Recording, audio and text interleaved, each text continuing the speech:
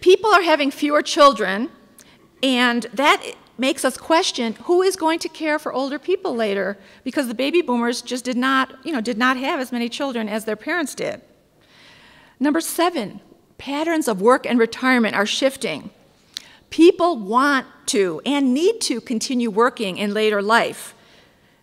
Employers really do need to embrace this and figure out how to deal with it. So that's one whole area of working with businesses. 8, social insurance systems are evolving. Many of our programs, Social Security, Medicare, Medicaid, healthcare, are being revisited and revamped. What does that mean? Well, current systems are unsustainable. We cannot continue to pay out how we're paying out right now. So they're being looked at for potential change. Of course, that has been the dominant news for a long time in healthcare in particular. And 9, new economic challenges are emerging. That refers to things like labor supply shortages and low savings rates, and the strapped entitlement programs are resulting from the economic challenges. This is a map of the world, and just wanted to show you, this shows rapid global aging. The dark green shows the older populations, the higher percentage of older people. And this shows the year 2008.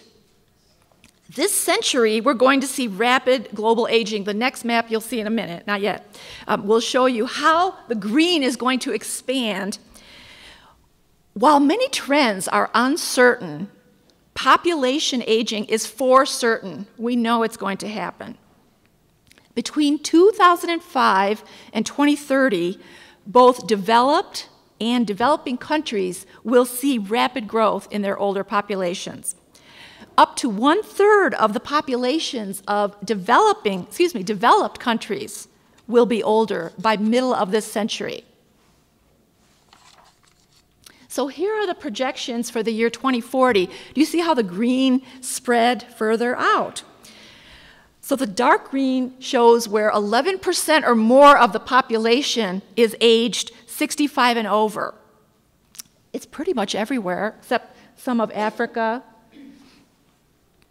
And then those of you who are good with geography can come up and tell me some of the other ones later. No, I'm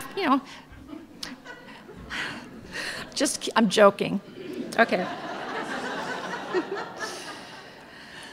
But one thing for sure, most countries are going to have significant populations of older people by 2040. Now here's a scary statistic. Between 2007 and 2008, 1 year, the world added 10.4 million older people.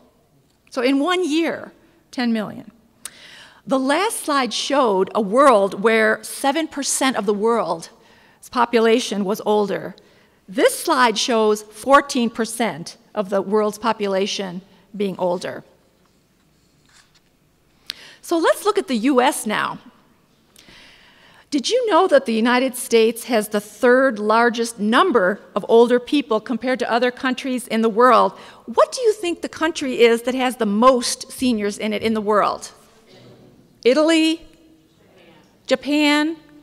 China? China's right. Who did that? Who got that? Take credit. China, she got it right. They have a 106 million. What's next? What country has the next? It was none of the other ones mentioned. India. Who said that? Thank you. India at 60 million. Then the United States at 39 million. Then Japan next, and then Russia. So let's look at the bullets now. Life expectancy continues to increase in the United States. Baby boomer aging will give us huge older population burgeons through the year 2050. We're going to see racial and cultural diversity. Minorities will represent 13% of the US elderly by the year 2020. There will continue to be substantial immigration, probably. The percent of older people who are divorced and separated has been growing since 1980. There's no evidence. I think it has been slowing a little bit because of the economy, they're saying, but I bet it will go back up. Just guessing. And then over 80% of persons age 65 and over live in metropolitan areas. Did you know that? And then, just as was being discussed earlier, most older people, when they move to the same state and within the same county that they were living in. This graph, oh, I think we're one ahead. Sorry, you're probably wondering. Was that the next one? Okay, you're right. You are right. Isn't it nice to be told you're right? I don't get that very often. Okay. No, still not right. And you know what? Last night I was going through this. Anyway, I will just, what's that? No, it's somewhere in here. You know what? This just shows between the year 1900 and the year 2004 what life expectancy rates looked like. The bottom two lines are people age 85 and over, and the top two are age 65 and over, just to show you a graphic example of life expectancy increasing.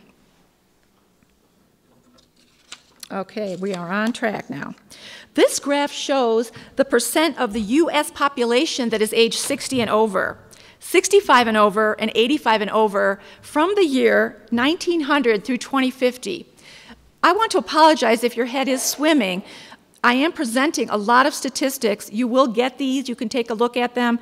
But this does cause you to delve deeply into lots of numbers. And I am a numbers person.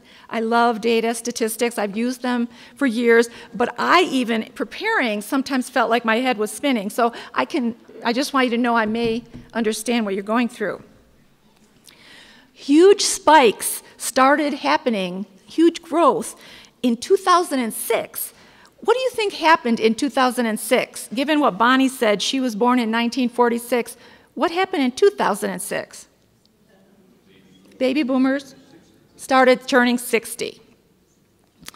By the year 2050, 1 of 4 U.S. residents will be age 60 and over.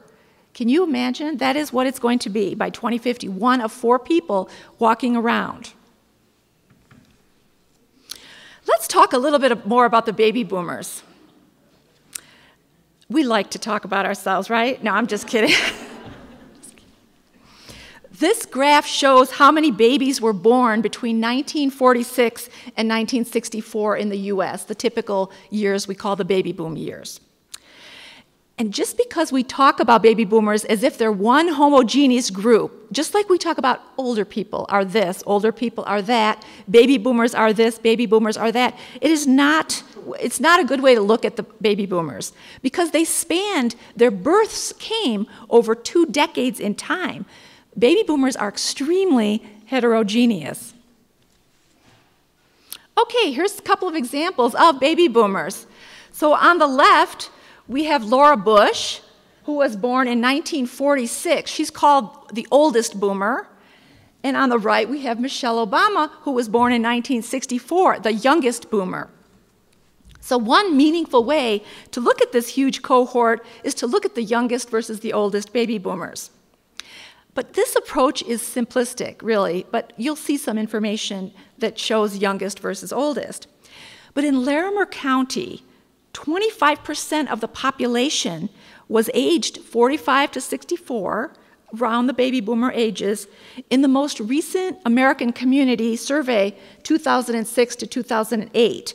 So you have a lot of boomers here, 1 out of 4 people recently. Did you know that? Okay.